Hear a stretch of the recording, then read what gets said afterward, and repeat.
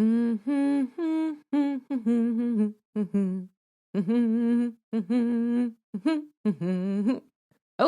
didn't realize you were there.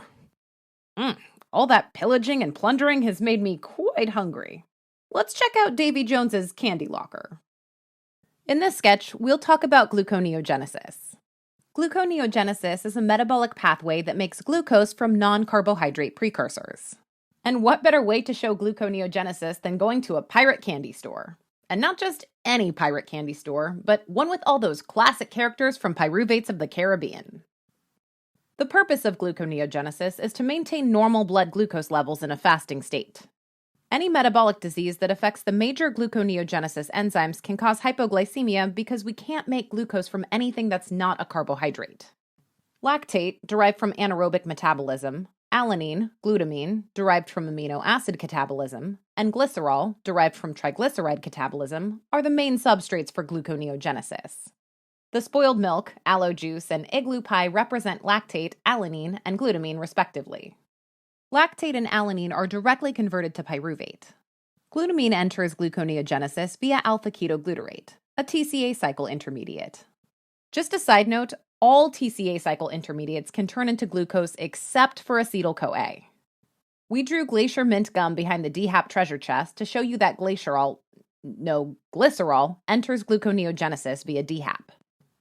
All amino acids except for leucine and lysine can turn into glucose, as you can see in this diagram. Some of the amino acids are directly converted to pyruvate, while others are converted to any of the TCA cycle intermediates, except for acetyl-CoA, of course. But all roads lead to glucose. Odd-chain fatty acids can also turn into glucose via succinyl-CoA. Even-chain fatty acids can't convert into glucose because they can only produce acetyl-CoA. Please watch our fatty acid oxidation sketch to learn more. Let's take a look at the kid wearing a pirate hat. That's pyruvate, and he's holding a bag of lactate duds. Note the towel soaked with spoiled milk. The lactate duds in towel represent lactate dehydrogenase. When oxygen is not available, like during strenuous exercise, skeletal muscle produces lactate, which gets transported to the liver. Lactate dehydrogenase turns lactate to pyruvate. The pyruvate kid is also holding a box of malt balls. The last three letters, ALT, is short for alanine transaminase. When glucose is unavailable, skeletal muscle proteins are broken down into amino acids. They're transported to the liver as alanine. Alanine transaminase converts alanine to pyruvate, which is used to make glucose. Gluconeogenesis occurs mostly in the liver, but also in the cortex of the kidneys and small intestinal epithelium to a lesser extent. Gluconeogenesis can't happen in skeletal muscle because it lacks the enzyme glucose-6-phosphatase, which we'll talk about later in this sketch. After a prolonged fast, blood glucose levels drop and glucagon is released from the alpha cells of the pancreas to stimulate gluconeogenesis. This liver-shaped candy chest containing glucagon sugar-free candy will help you remember that the liver is the main site for gluconeogenesis, and low blood glucose levels stimulate the release of glucagon. You should know that gluconeogenesis occurs in multiple parts of the cell, unlike glycolysis, which occurs specifically in the cytosol. The first part takes place in mitochondria, then the cytosol, and finally, the last step is in the smooth endoplasmic reticulum. Alright, so what are the steps of gluconeogenesis? If you guess the same steps of glycolysis, but in the opposite direction, you are close, but wrong. Each irreversible step in glycolysis requires a different path during gluconeogenesis.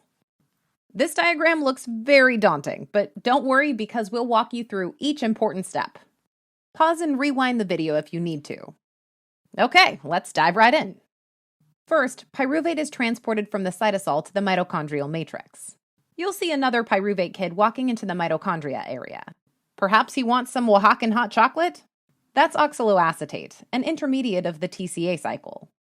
Pyruvate carboxylase adds a CO2 group to 3-carbon pyruvate, making 4-carbon oxaloacetate. We drew a forklift carrying cardboard boxes to symbolize pyruvate carboxylase. Note the black smoke emanating from the forklift and going into the pyruvate kid's face. The black smoke represents CO2. This irreversible step requires ATP and biotin, aka vitamin B7. This model B7 forklift runs on 3 P batteries. Acetyl-CoA is an allosteric activator of pyruvate carboxylase. This will be represented by the forklift driver drinking acetyl cola. When acetyl-CoA levels are already high, there's plenty of energy available inside cells, and we don't need to make more acetyl-CoA from pyruvate. As a result, the excess pyruvate can be used for energy-consuming processes, like making glucose. Oxaloacetate cannot cross the inner mitochondrial membrane and needs to be converted to malate in order to be transported to the cytosol. Malate dehydrogenase, or MDH, uses NADH to turn oxaloacetate into malate. This candy shop worker is wiping a spill from the malfunctioning drink machine. He just drank some NADH energy. The malfunctioning machine and towel will help you remember malate dehydrogenase, and the empty NAD+ bottle will help you remember that we produce NAD+. Malate exits the mitochondria and enters the cytosol via malate transporter protein. In the cytosol, malate dehydrogenase turns malate back into oxaloacetate, regenerating NADH from NAD+. Malate dehydrogenase producing oxaloacetate is represented by another malfunctioning machine, towel, and spilled Oaxacan hot chocolate. You'll also see an NADH energy drink because we produce one NADH. In the next step, PEP carboxykinase uses GTP to remove a CO2 group from oxaloacetate, producing PEP. This peppy candy store worker holding a cardboard box with kind heart candies is giving out free samples. She's wearing a kind heart button, so you know she's a kinase. PEP carboxykinase, to be exact. She's clearly gunning for the assistant manager position with her 37 pieces of flair, some lit up by 3 G-brand P batteries. Get it, girl. Note the black smoke emanating from the Oaxacan hot chocolate machine, because we lose carbon dioxide to make PEP. By the way, this step is irreversible. The next step should be very familiar if you watch the glycolysis videos. Our peppy PEP pirate will undergo the same reactions by the same glycolysis enzymes, but in the opposite direction to eventually make F16BP. Let's briefly skim through these steps. Enolase turns PEP to 2PG. Phosphoglycerate mutase turns 2PG to 3PG. Phosphoglycerate kinase uses ATP to turn 3PG into 1,3-BPG. Glyceraldehyde 3-phosphate dehydrogenase uses NADH to turn 1,3-BPG into G3P.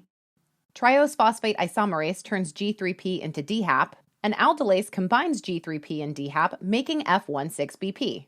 Whew! If you don't remember these steps, please watch our glycolysis videos. They're pretty great. In the next important regulatory step, fructose bisphosphatase 1, or FBPase1, irreversibly removes a phosphate group from F16BP to make F6P. This rascal kid using a water gun to shoot the P battery out of the one peg leg of the F16BP pirate is FBPase1. You should know that FBPase1 opposes the glycolysis enzyme PFK1. Any inhibitors of FBPase1 will activate PFK1, and any activators of FBPase1 will inhibit PFK1. F26BP inhibits FBPase1, as represented by the 2,6 fruit falling on the kid's head. AMP and ADP also inhibit FBPase1. The kid accidentally knocked down an AMP jukebox and 2 P batteries, and now they're about to fall on his head. Karma's a ain't it? AMP and ADP levels increase inside cells when ATP gets depleted. High AMP and ADP means there's not sufficient energy available, and we need to make more ATP. Therefore, any metabolic processes that consume a lot of energy, like gluconeogenesis, will be inhibited, and aerobic metabolism will ramp up to generate more ATP. Citrate, an intermediate of the TCA cycle, activates FBPase1. When citrate levels are high, there's a lot of products of glycolysis present and the TCA cycle is backed up. In other words, there's plenty of energy available inside cells so we can slow down glycolysis and speed up gluconeogenesis. The rascal kid is shown eating orange candy and it's got him all hyped up. Just a side note, we highly recommend you watch the regulation of PFK1 and FBPase1 mini sketch because we couldn't cover everything in this sketch. The fruit pirate with the P battery in his 6 hook arm is F6P. Phosphoglucose isomerase catalyzes the second to last step, converting F6P to glucose 6-phosphate, or G6P. The last step of gluconeogenesis takes place in the smooth endoplasmic reticulum, as shown by the unique floor pattern. Glucose 6-phosphatase irreversibly removes a phosphate group from G6P to make glucose. We drew another rapscallion kid shooting a P battery out of the glucose pirate's 6 hook arm. Congratulations, we finally produced glucose. Yay! Final point. 4 ATP, 2 GTP, and 2 NADH are needed to turn 2 pyruvate into 1 glucose via gluconeogenesis. That's 2 ATP from pyruvate carboxylase, 2 GTP from PEP carboxykinase, 2 ATP from phosphoglycerate kinase, and 2 NADH from glyceraldehyde 3-phosphate dehydrogenase.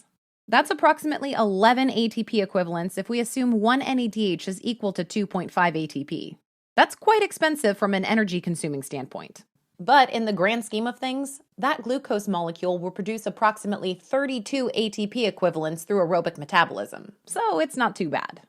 Okay, let's wrap up this sketch. The purpose of gluconeogenesis is to maintain normal blood glucose levels. The main substrates for gluconeogenesis are lactate, glycerol, alanine, and glutamine. Other glucogenic amino acids and odd-chain fatty acids can also be converted to glucose. Lactate and alanine are directly converted to pyruvate via lactate dehydrogenase and alanine transaminase, respectively. The liver is the main site for gluconeogenesis. Low blood glucose levels stimulate the release of glucagon. Gluconeogenesis occurs in the mitochondria, cytoplasm, and smooth endoplasmic reticulum.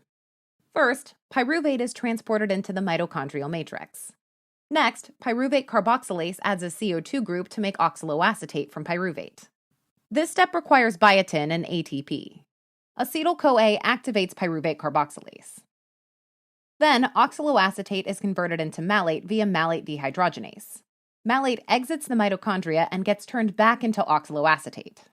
Afterward, PEP carboxykinase uses GTP to turn oxaloacetate into PEP. PEP undergoes a series of chemical reactions in the opposite direction by the same glycolysis enzymes to eventually make F16BP. Then, FBPase1 removes a phosphate group from F16BP to make F6P. F26BP and AMP-ADP inhibit FBPase1, while citrate activates it.